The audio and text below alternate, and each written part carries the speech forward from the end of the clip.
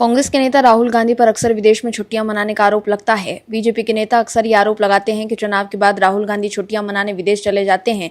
एक बार फिर बीजेपी ने राहुल गांधी पर कथित तौर पर विदेश में छुट्टियां मनाने के लिए शुक्रवार को निशाना साधा और उन्हें एक अगंभीर राजनेता बताया, जो छात्रों का इस्तेमाल सिर्फ राजनीतिक मकसद के लिए करते हैं।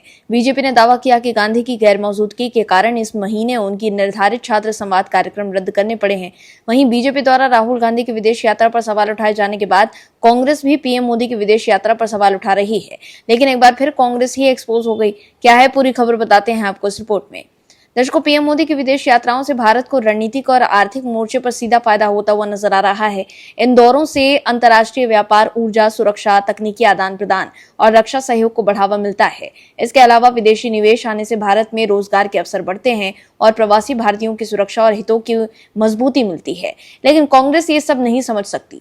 बीजेपी राहुल गांधी के विदेश दौरे पर सवाल उठा रही है तो कांग्रेस आईटी सेल की प्रमुख सुप्रिया श्रीनेत भी जबरदस्त पीएम मोदी की विदेशी यात्रा पर सवाल उठा रही हैं और ये दिखाने की कोशिश कर रही हैं कि पीएम मोदी छुट्टियां मनाने विदेश दौरे पर चले जाते हैं। इसलिए ही तो उन्होंने एक्स पर लिखा कि मोदी का छुट्टियों से भरा समर। यूएई 15-16 मई, नीदरलैंड 17 मई, स्वीडन 18 मई, नॉर्वे 19 मई, इटली 20 मई, फ्रांस 13 से 16 जून, स्लोवाकिया 17 से 18 जून, सेशल्स 27 से 29 जून, इंडोनेशिया 6 से 7 जुलाई, ऑस्ट्रेलिया 8 से 9 जुलाई, न्यूजीलैंड 10 से 11 जुलाई।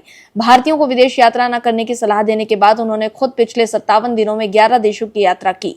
दर्शकों, सुप्रिया श्रीनेत के इस पोस्ट से आप समझ गए होंगे कि कांग्रेस क्यों आज सत्ता से बाहर है। दर्शकों, पीएम मोदी की सफल विदेश नीति की वजह से हिंद प्रशांत में चीन की चाल नाकाम होती हुई दिखाई दे रही है।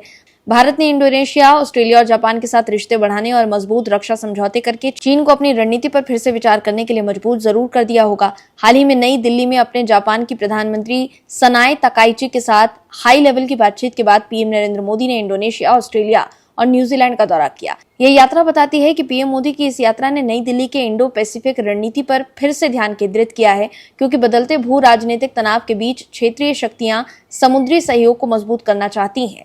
पीएम मोदी के इन विदेश दौरों से भारत को कितना फायदा हुआ है वो आप इस बात से समझ सकते हैं कि पूर्व राजनयिक अजय मल्होत्रा ने ये लिखा है कि इंडोनेशिया दोनों महासागरों के बीच समुद्री प्रवेश द्वार का काम करता है। ऑस्ट्रेलिया इस क्षेत्र में भारत की सबसे करीबी रणनीतिक साझेदारी में से एक को मजबूत करता है, तो वहीं न्यूजीलैंड प्रशांत क्षेत्र में भारत की भागीदारी को बढ़ाता है।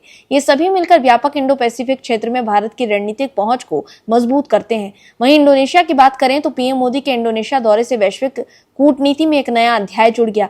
भारत और इंडोनेशिया के बीच कुल 20 ऐतिहासिक समझौते हुए हैं, जो सीधे तौर पर रक्षा, समुद्री व्यापार और तकनीकी क्षेत्र से जुड़े हैं। इस अहम दौरे में इंडोनेशिया ने भारत की ब्रह्मोस मिसाइल खरीदने का फैसला किया है, जिससे दक्षिण चीन सागर में चीन के बढ़ते दबदबे पर लगाम लगेगी। इसके साथ ही इंडोनेशिया ने भारतीय चुनावी प्रणाली पर भरोसा जताते हुए अपने क्षेत्र में भारत के सहयोग से ईवीएम बनाने के लिए भी हाथ मिलाया है। इस पूरे घटनाक्रम ने हिंद प्रशांत क्षेत्र में भारत की स्थिति को बेहद मजबूत कर दिया है। वहीं मोदी ने ऑस्ट्रेलिया में ऊर्जा, सुरक्षा और रेयर अर्थ मिनरल्स को लेकर बड़ा समझौता किया है। इसके तहत ऑस्ट्रेलिया भारत को यूरेनियम और क्रिटिकल मिनरल्स की निर्बाध सप्लाई करेगा। ऑस्ट्रेलिया के साथ ये समझौता चीन को एक और झटका देगा। वहीं पीएम नरेंद्र मोदी न्यूजीलैंड दौरे पर हैं और इस दौरान दोनों देशों के बीच 10 खास समझौते और 18 बड़े फैसले हुए हैं।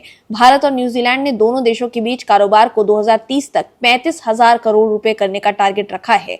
भारत न्यूजीलैंड को chemicals, processing food, agri products और अन्य चीजों की सप्लाई करेगा। वहीं न्यूजीलैंड से कई अन्य फल और क्रिटिकल मिनरल समेत कई चीजें सस्ती कीमतों पर भारत आएंगी। तो देखा आपने कैसे पीएम मोदी के विदेश दौरे से भारत को कितना फायदा हुआ है। लेकिन सुप्रिया श्रीनेत कह रही हैं कि पीएम मोदी छुट्टियां मनाने विदेश यात्रा पर जाते हैं। Bureau report, OMH news.